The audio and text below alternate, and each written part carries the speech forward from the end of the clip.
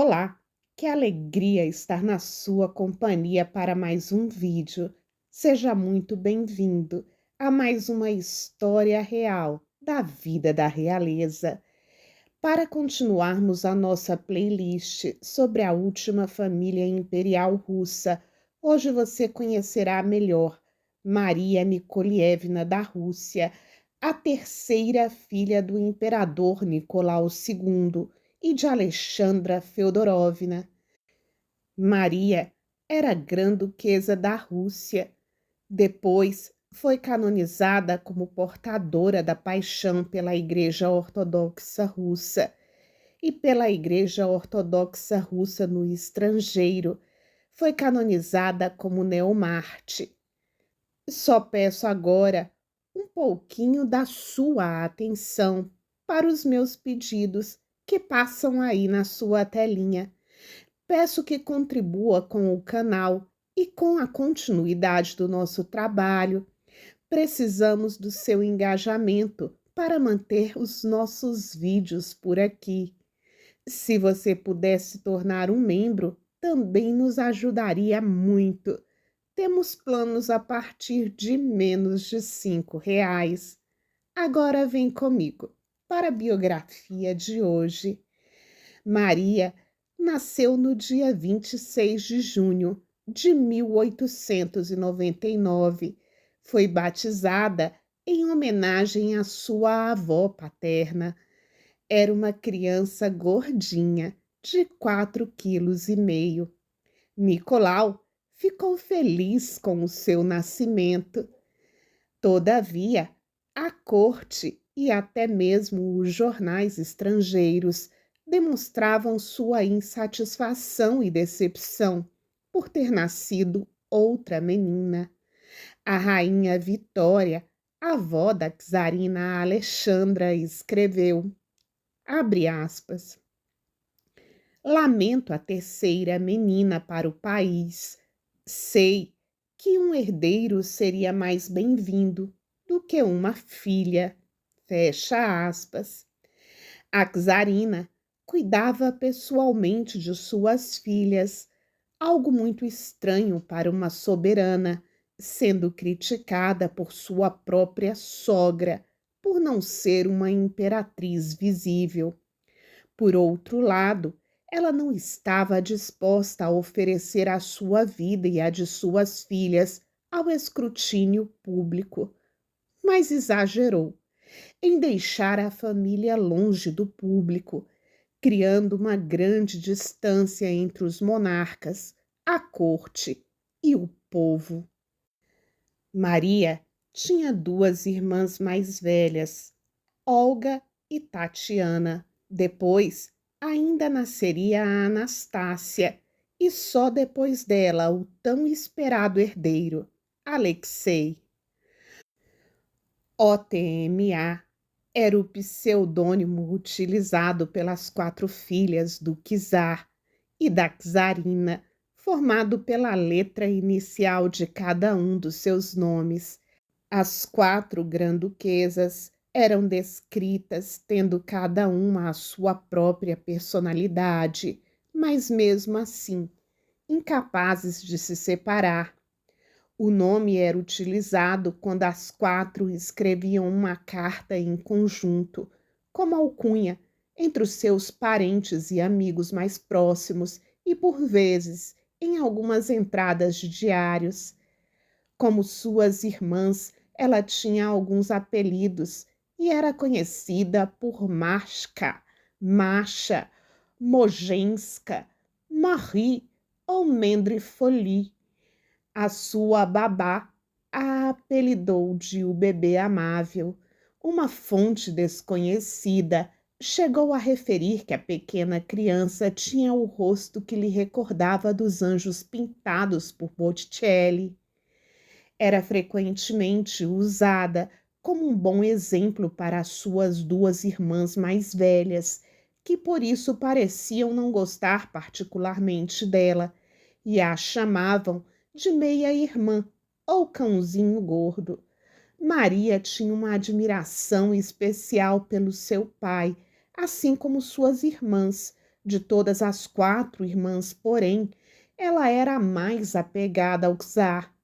Maria e a sua irmã mais nova, Anastácia, eram conhecidas em família como o pequeno par. Ela era muito chegada à sua irmã mais nova e tendia a ser dominada por ela.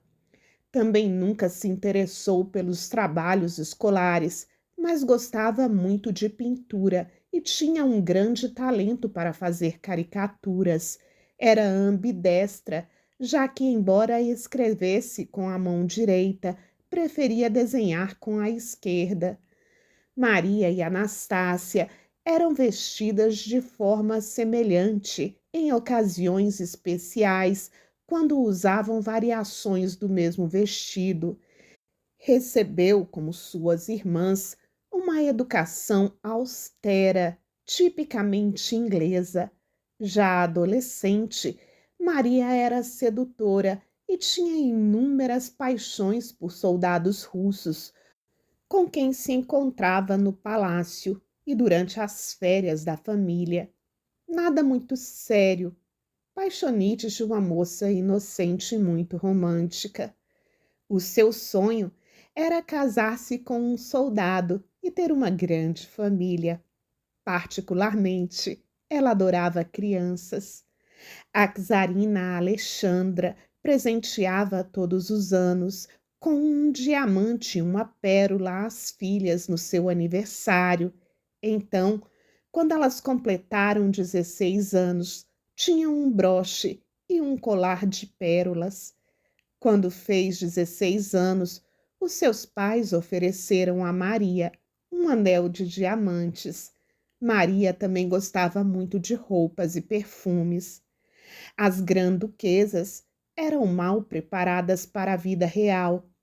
Sua tia temia o futuro delas e o efeito sufocante da disciplina imposta.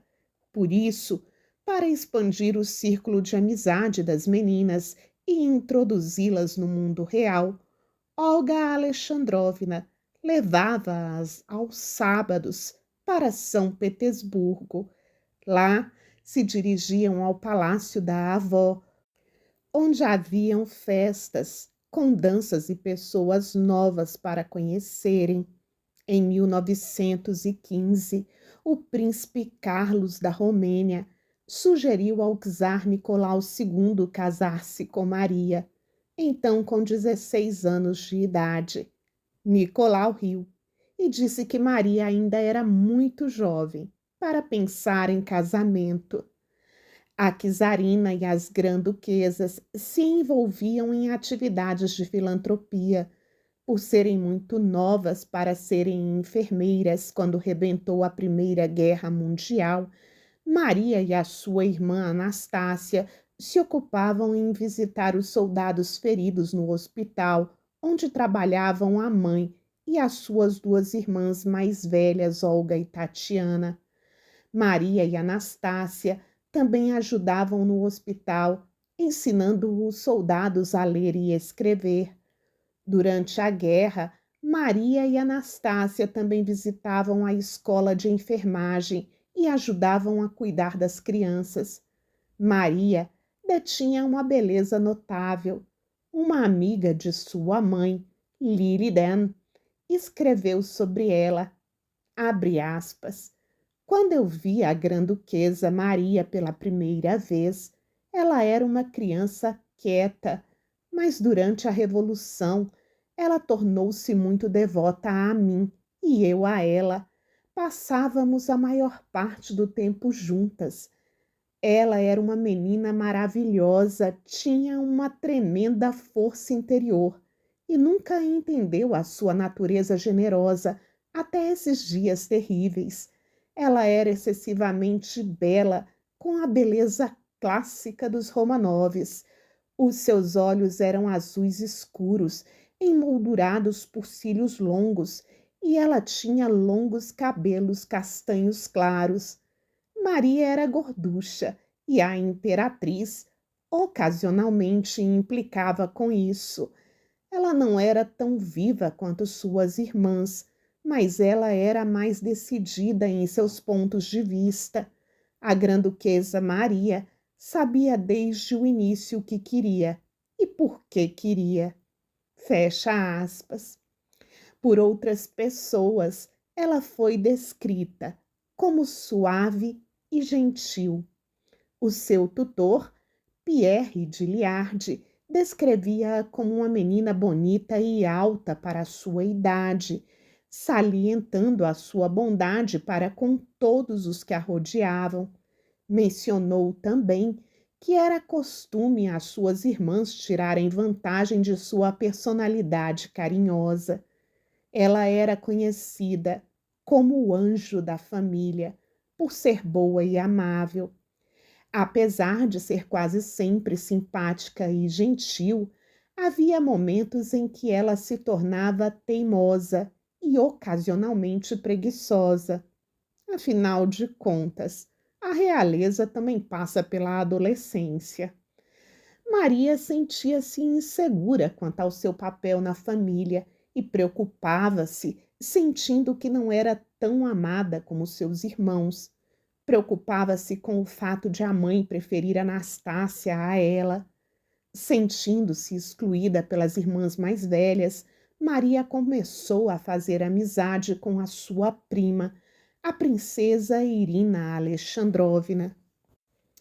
Maria, tal como toda a sua família, adorava o herdeiro czarevich Alexei. Chamavam ele de o bebê. A amizade de Rasputin com as crianças imperiais era evidente nas mensagens que lhes enviava. Para Maria ele escrevia, abre aspas, minha querida Pérola M, fecha aspas. Esse tratamento foi descrito num telegrama de 1908, quando Maria tinha apenas 9 anos. Rasputin foi enterrado com um ícone assinado no verso por Maria, suas irmãs e sua mãe. Maria assistiu ao funeral de Rasputin em 21 de dezembro de 1916 e a sua família planejava construir uma igreja sobre o local da sua sepultura. A Revolução Russa de 1917 rebentou em São Petersburgo, perto da primavera. Maria foi rezar com os soldados que ainda se mantinham leais ao czar e com a mãe, na noite de 13 de março de 1917. Pouco depois, a adolescente, agora com 17 anos, adoeceu com sarampo, ao qual se seguiu uma violenta pneumonia. Durante a sua doença, Maria costumava ter pesadelos. E vejam só, ela sonhava com soldados desconhecidos que matavam a sua família. Foi apenas quando estava quase completamente recuperada que recebeu a notícia da abdicação do pai. A família foi capturada e presa. Maria tentou ser amável com os guardas locais e aprendeu depressa os seus nomes e detalhes sobre as suas mulheres e filhos. A czarina Alexandra escolheu Maria para acompanhá-la quando receberam ordens para serem transferidos para Ekaterimburgo e a família ficou separada durante um mês, em maio de 1918. Maria procurava sempre ajudar a família, tentava sempre pensar positivo, como mostra essa carta que ela escreveu para os irmãos em Tobolsk. Abre aspas. É difícil escrever sobre alguma coisa feliz, porque existem muito poucas coisas felizes aqui. Por outro lado, Deus não nos abandonará. Fecha aspas. Um antigo sentinela recordou que Maria era frequentemente levada pela sua mãe, com murmúrios severos e zangados, aparentemente por ser demasiada simpática com os guardas. Ivan Skorokorodov, um dos guardas da casa, conseguiu trazer um bolo de aniversário para comemorar os seus 19 anos no dia 26 de junho de 1918. Uma das fontes consultadas para esse vídeo relata que Maria afastou-se com ele de perto do resto da família e foram descobertos por dois superiores dele, trocando beijos. O soldado teria sido removido da sua posição pouco depois. Inclusive, esse suposto fato já foi retratado em alguns filmes. Na noite de 16 de julho de 1918, toda a família encontrou o seu fim na casa Ipatiev. Segundo os relatos, Maria teria conseguido fugir e chegou até um armazém onde bateu à porta desesperada e pediu por ajuda.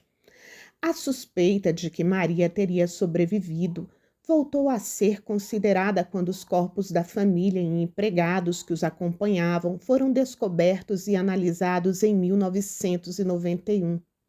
Após a análise dos corpos com a mais alta tecnologia da época, houve um dilema entre as equipes de cientistas americanos e russa.